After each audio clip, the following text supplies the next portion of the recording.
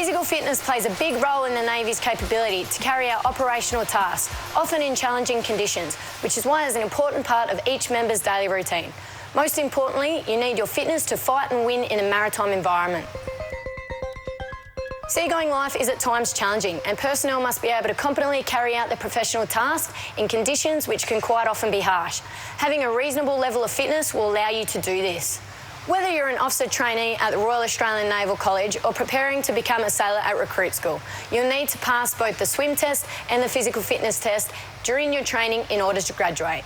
There are 2 tests you will need to pass: the pre-joining fitness assessment prior to entering the Royal Australian Navy and the physical fitness test in week 1 of officer or sailor training.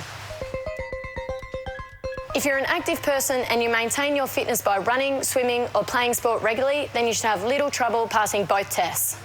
You're expected to have a reasonable level of fitness in the areas of cardiovascular fitness, muscular strength and endurance, and water-based fitness. The RAN swim test. The swim component will test your swimming fitness, strength, and endurance. It will also teach you safe and effective methods for escaping from water-based danger, including jumping from a height into the water, swimming underwater, swimming a long distance and treading water, all whilst fully clothed. The swim test takes place in either an indoor or outdoor pool or in a suitable area of the sea. The physical fitness test consists of upper body strength and endurance tests, abdominal strength and endurance tests, and aerobic capacity tests. This could be a 2.4 kilometre run, 5 kilometre walk, beat test, or 500 metre swim. The flex arm hang and push-ups are used to test your upper body strength and endurance, which both reflect your ability to carry loads and support your own body weight. You would need this kind of strength for situations like holding onto a ladder or carrying firefighting equipment. The sit-ups are designed to test your abdominal muscle strength and endurance, which affects your ability to lift and carry loads, flexibility, and general muscle fitness. Adequate abdominal fitness also reduces the risk of back injury. Dressed in disruptive pattern Navy uniform, you'll need to complete the following elements. From a suitable spot and a minimum height of 2 metres, enter the water feet first to simulate an abandoned ship situation. Plunge and swim for 10 metres underwater, completely immersed, to simulate an escape from a sinking vessel surrounded by oil. Swim 50 metres on the water's surface to escape from a simulated danger situation, utilising a survival stroke.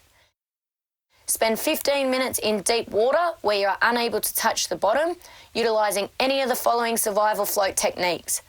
Supine, on the back, lying on the surface of the water with legs outstretched, arms scaling by the side. Tilt the head back and point the chin to the sky. Inflate the lungs and push the chest out of the water while raising the hips to keep the legs and feet on the surface. Vertical, egg beater. Whilst upright in the water, kicking each leg simultaneously, one after the other, in a half breaststroke fashion, at the same time sculling the arms back and forth at waist height. To pass the test, you'll need to maintain correct technique for each individual exercise and complete the aerobic section within a specified amount of time. The requirements are slightly different for males and females and are also dependent on your age group. Male requirement. For under 35-year-olds, you'll be required to do 25 push-ups, 25 sit-ups and achieve either 7.4 in the beat test or 12 minutes 30 in a 500 metre swim or 13 minutes in a 2.4 kilometre run or 42 minutes in a 5 kilometre walk. Ultimately, your VO2 max will need to be 37%. Female requirement. For under 35-year-olds, you'll be required to do 10 push-ups, 25 sit-ups and achieve either 6.9 in the beat test or 13 minutes 30 seconds in a 500 metre swim, or 15 minutes of a 2.4 kilometre run, or 43 minutes of 5 kilometre walk. Ultimately, your VO2 max will need to be 36%. The pre-joining fitness assessment is to be completed no earlier than 4 weeks prior to enlistment or appointment to the Navy. If you have not passed the pre-joining fitness assessment by the 3-week mark, you will be given 1 further attempt prior to the 2-week mark. If you fail the pre-joining fitness assessment, you will be unable to join. Now that you know what the test will consist of, you will need to prepare for it. We have a detailed program designed to help you improve your level of fitness in only 4 weeks. To help you prepare for both tests, go to defencejobs.gov.au to find out more. To guard against injury and to get the most out of your fitness routine, it's important that you maintain the correct technique for each individual exercise. You'll also need this to pass a Navy fitness test during week 3 of your basic training.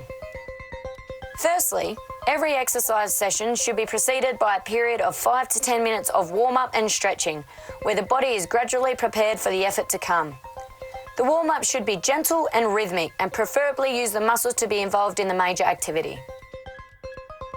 After the warm-up, you should complete a number of stretching exercises to prepare your muscles for the activity. Stretching exercises should be held for 2 to 3 seconds with no bouncing or pain. It is strongly advised to see a qualified fitness instructor for a stretching program. As with the warm-up, a cool-down period is a vital component of an exercise program. This involves a gradual decrease in the intensity of exercise until the body's physiological functions return to the resting state. Stretching should also be done during this cool-down phase and are held for 10 to 15 seconds. Maintaining your fitness isn't just important for your role in the Navy, there are many other benefits which include improved sleep, improved resistance to illness, more effective weight control. Confidence levels will increase, which means motivation, morale, discipline and willpower will also increase, and it's also a great guard against stress. For more information on how to get ship-shape for the Royal Australian Navy, call 13 1901 or visit defencejobs.gov.au.